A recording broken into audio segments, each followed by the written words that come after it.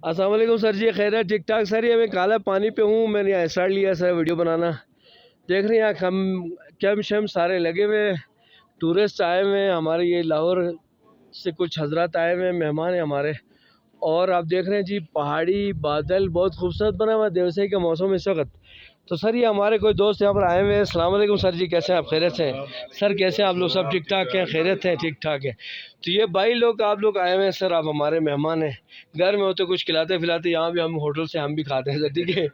तो सर थोड़ा बहुत बताएंगे हमारा देवसई गिलगित बल्तिस्तान कैसा लगा आपको? थोड़ा थोड़ा बताएं, दो मिनट, एक मिनट के बारे में। अल्हम्दुलिल्लाह अल्हम्दुलिल्लाह, यहाँ पे अल्लाह ताला की कुदरत के बहुत खूबसूरत नज़ारे हैं। हमने बहुत बहुत ऐसे ऐसे नज़ारे देखे हैं कि हमारे पास बयान नहीं है, अल्फाज हम नहीं बयान अल्फाज करने। नहीं है कि हम उनको बयान करें।